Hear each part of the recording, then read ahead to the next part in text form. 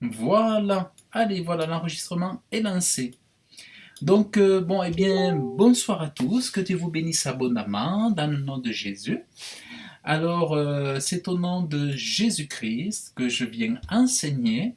Je me donne la sagesse, l'intelligence de vie et quel est l'intérêt de ce livre de vie? Quel est l'intérêt d'être inscrit dans ce livre de vie? Donc, est-ce que c'est important finalement? À quoi bon être inscrit dans ce livre de vie?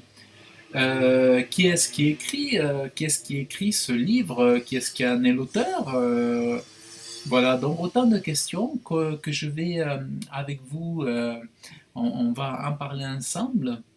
Donc, l'instrument dont je me sers, donc les sources, mes sources, ce sont le livre, la Bible qui m'inspire, et c'est l'Esprit de Dieu, je l'espère, qui va me conduire pour vous parler de ce sujet. Alors, est-ce que c'est important d'évoquer ce sujet? En fait, il n'y a rien de plus important. Il n'y a rien de plus important que cet enseignement-là, que ce sujet-là. Euh, En fait, le problème aujourd'hui, c'est que tu ne sois peut-être pas inscrit dans ce livre. Si tu es inscrit dans ce livre, c'est extraordinaire, c'est merveilleux, c'est miraculeux. Si tu n'es pas écrit dans ce livre de vie, c'est le pire problème de ta vie. Je dirais bien, le pire problème de ta vie, c'est pas tes problèmes financiers. Le pire problème de ta vie, c'est pas la crise financière. C'est pas que ton commerce aille mal. C'est pas que tes enfants échouent à la scolarité, bien que c'est aussi un problème. C'est pas Ton pire problème, c'est peut-être pas un divorce, bien que ça soit aussi un problème. Mais le pire problème, justement, c'est peut-être que c'est certainement, si tu ne l'es pas, c'est que tu ne sois pas inscrit dans ce livre de vie.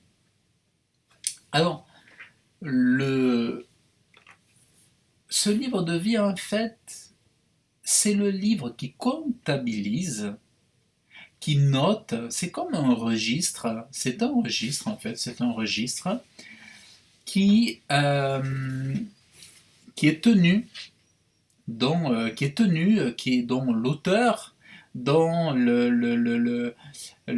ce qui est inscrit ou ce qui est noté ou ce qui est effacé, le seul qui soit maître de ce livre, qui soit l'auteur, l'inspirateur de ce livre, c'est Dieu lui-même. C'est le Créateur lui-même qui note ou dénote ou efface ce qui est sur ce livre. Et comment vient-on à être noté dans ce livre? Demande à ses anges, à ses serviteurs, à ses saints anges, d'inscrire un homme, une femme, un être humain vivant qui aura confessé de sa bouche et qui aura cru avec son cœur que Jésus-Christ est son Sauveur et son Seigneur. Seule cette personne-là peut être inscrite dans ce livre de vie. Donc l'entrée, je dirais le ticket d'entrée pour être inscrit dans ce livre de vie, c'est d'avoir cru que Dieu est amour et qu'il a donné Jésus-Christ afin que quiconque soit sauvé ne périsse pas, mais soit sauvé. Alors, je vais reprendre un passage. Alors, je vais prendre un passage, la condition en fait, pour être inscrit dans ce livre de vie.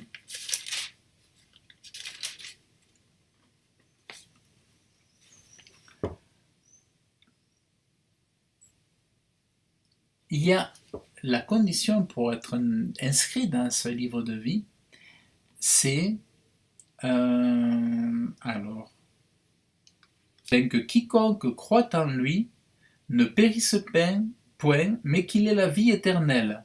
Car Dieu n'a point envoyé son Fils au monde pour condamner le monde, mais afin que le monde soit sauvé par lui.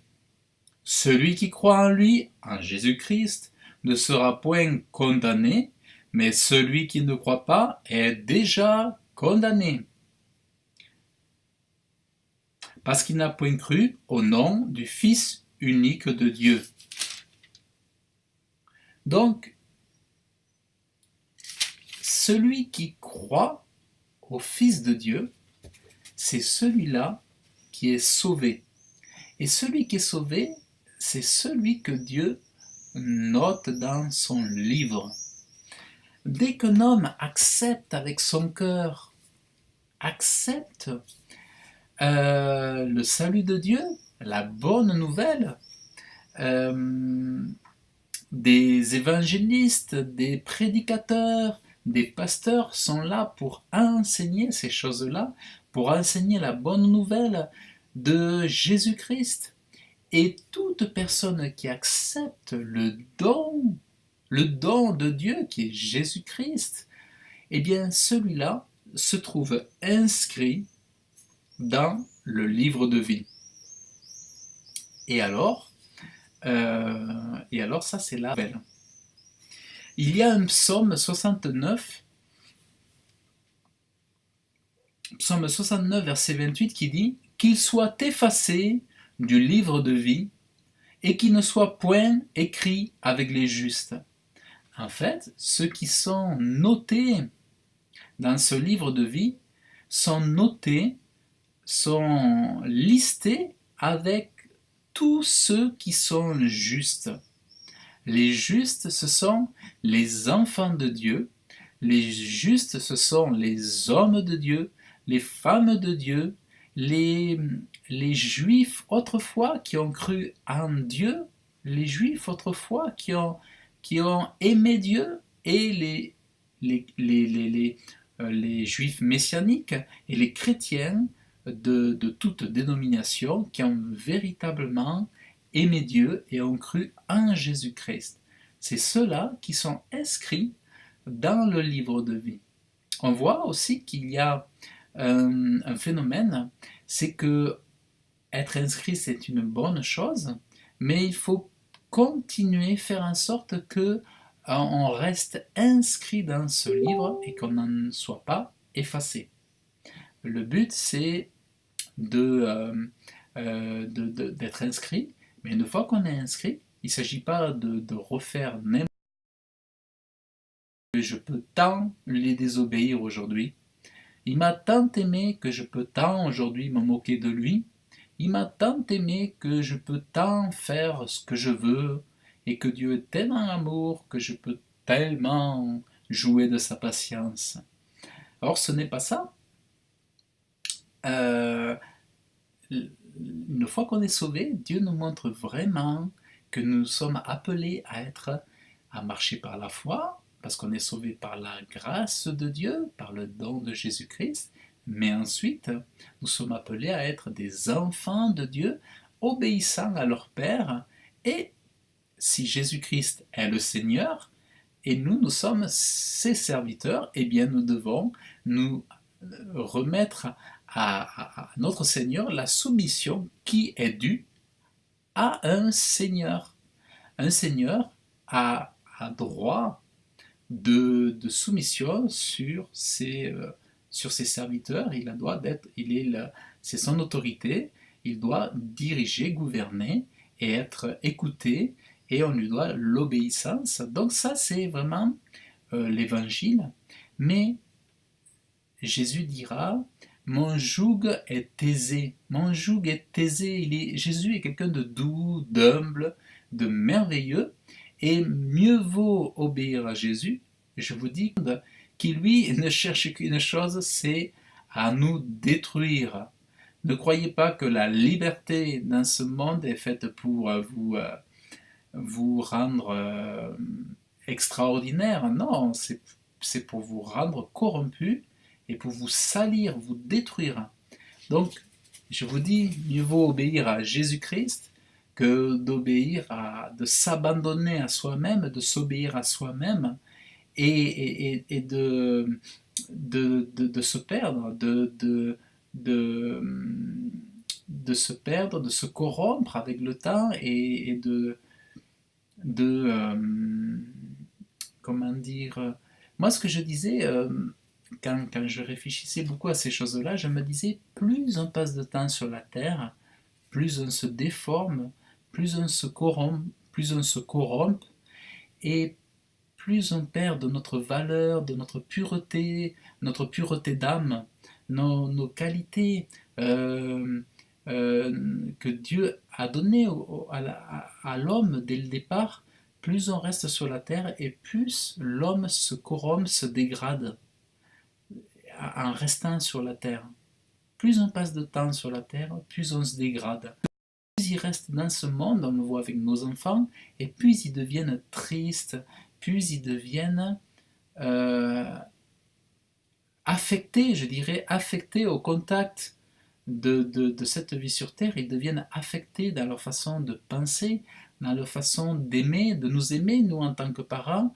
Et, on voit vraiment que c'est plus on reste au contact de ce monde en étant loin de Dieu, et plus on se salit, on s'abîme, on s'épuise et on se souille. Alors qu'avec Dieu, avec la présence de Jésus, il nous garde, il nous protège. Il nous protège et il rend ce processus de dégradation, il anéantit ce processus d'altération, de dégradation, de corruption. Avec Jésus-Christ, vous l'acceptez dans votre vie, il anéantit, il détruit ce processus de malédiction, je dirais, pour au contraire, au lieu d'avancer pour vous corrompre, vous avancez pour vous embellir, vous enrichir, vous ennoblir, vous évertuer, vous rendre vertueux, vous rendre doux, vous rendre plus paisible, vous rendre plus compatissant. Le livre de vie, être inscrit dans le livre de vie, c'est la porte, c'est la clé, c'est la source pour entrer vraiment dans une vie nouvelle. Une vie nouvelle. Et ça, c'est possible avec un phénomène qui est très important, un miracle qui est très important. C'est en même temps ce qu'on appelle la nouvelle naissance. C'est grâce à ça aussi que vraiment on peut dire que des choses ne sont nouvelles, puisque nous-mêmes nous sommes métamorphosés, transformés, où Dieu nous amène dans une dimension où on l'aime lui plus que tout, alors autrefois on aimait le monde plus que tout, et là on l'aime lui plus que tout. Ça c'est vraiment, quand vous rentrez dans cet état-là, dans cet état de pensée, que vos regards vous pensez à Dieu, vous pensez à Jésus, vous pensez comment vous allez pouvoir le servir, vous pensez comment vous allez pouvoir l'aimer, comment vous allez pouvoir parler de lui, eh bien, c'est quand vous voyez la terre différemment, vous voyez la création de Dieu différemment, c'est ça tous les signes de la nouvelle naissance, et c'est ça qui assure que vous êtes bien inscrit dans le livre de vie. Et ça, c'est vraiment extraordinaire.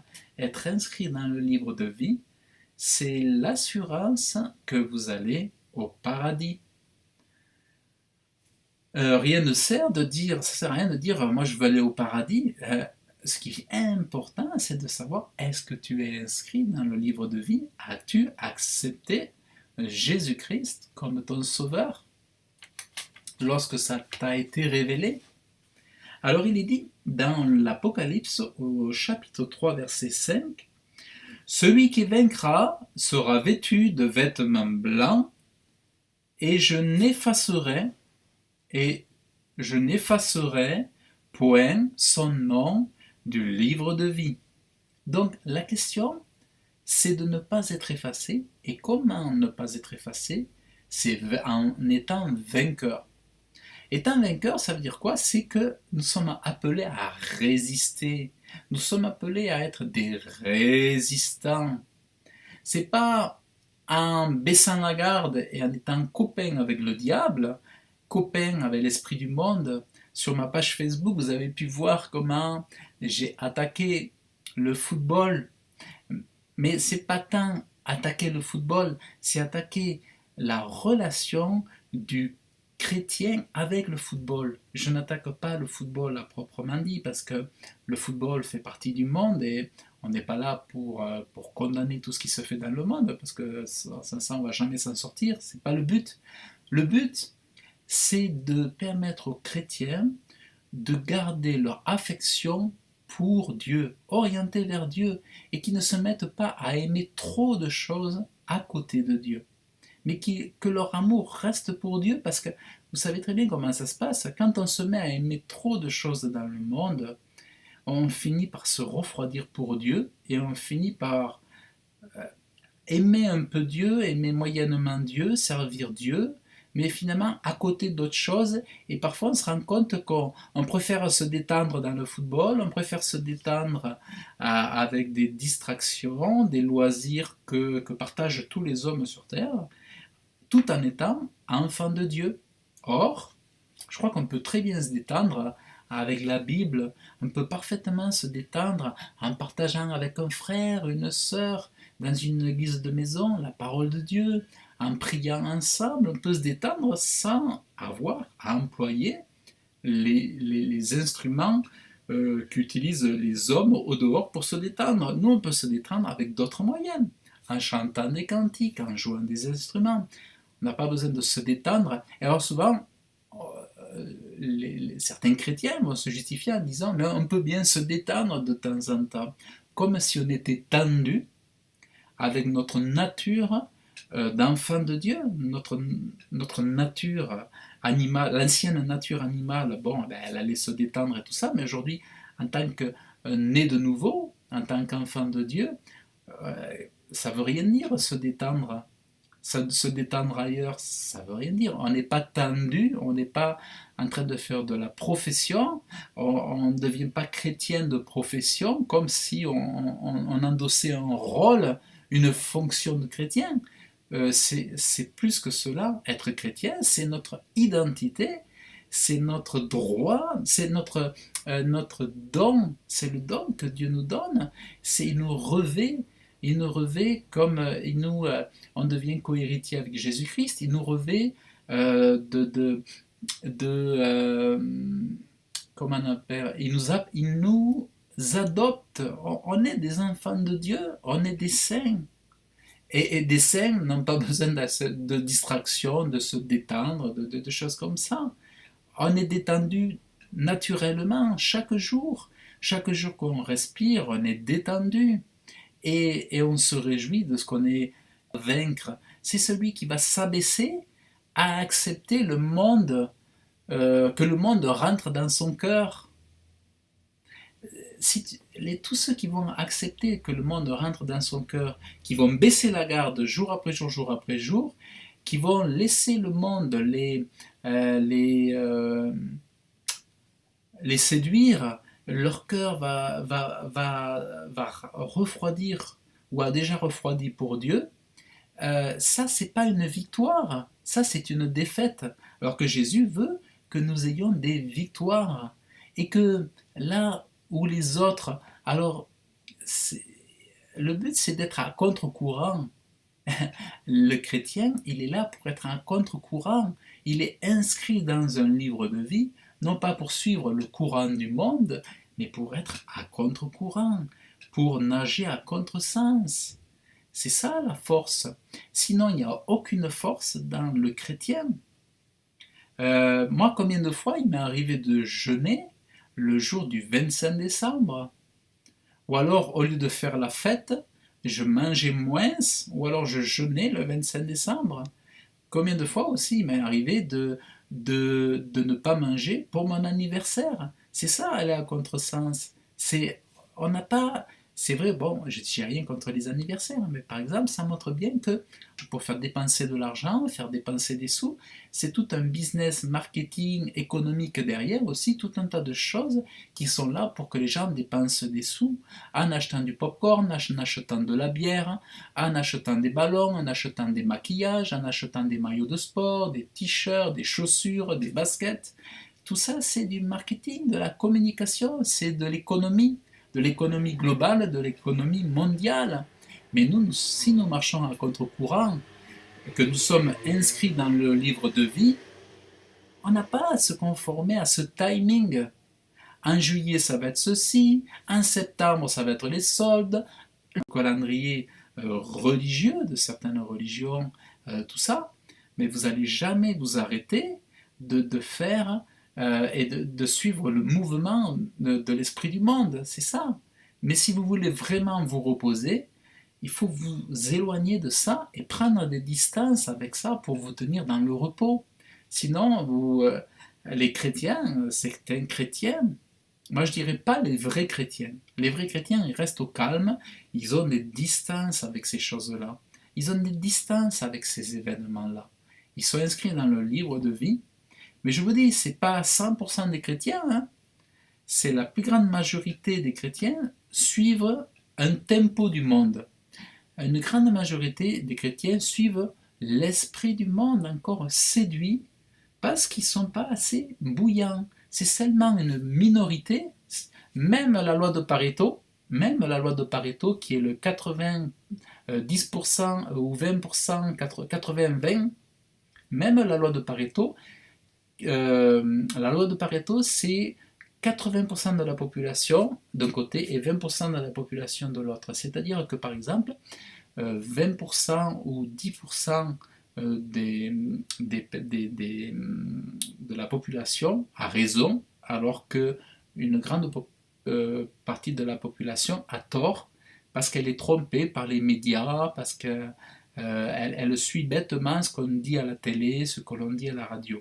Vous avez par exemple un autre principe, c'est que 10 à 20% des richesses n'appartiennent qu'à une partie de la population et le reste n'a pas les finances ou vivent dans la pauvreté. En fait, il y a toujours une loi de Pareto qui font que sur quelque chose, que toute une population, par exemple, qui va suivre, ou par exemple, quelqu'un, admettons qu'une 3000 personnes suivent une formation, vous allez avoir uniquement 10 à 20% qui vont souvent aller jusqu'au bout, uniquement, qui vont aller au bout de la formation, qui vont vraiment s'investir, s'engager. Je suis en train de penser que heureusement ce n'est pas le cas au niveau scolaire. Je suis en train de penser que cette loi de Pareto n'est pas toujours valable. Parce que quand on regarde bien au niveau des diplômes, on voit bien que quand même, heureusement, cette loi n'est pas partout. On voit bien que beaucoup d'étudiants ont leur diplôme, carrément, même si c'est difficile, mais beaucoup ont leur diplôme. Donc on voit bien que ça, c'est des choses que le monde enseigne, la loi de Pareto, c'est quelque chose que moi j'ai appris en me formant, tout ça. Mais on voit que, tout ça pour vous dire que la grande majorité a tort souvent de suivre le mouvement mondial, le mouvement du monde. Oh, ce n'est pas aller à contresens que de suivre le plus grand nombre.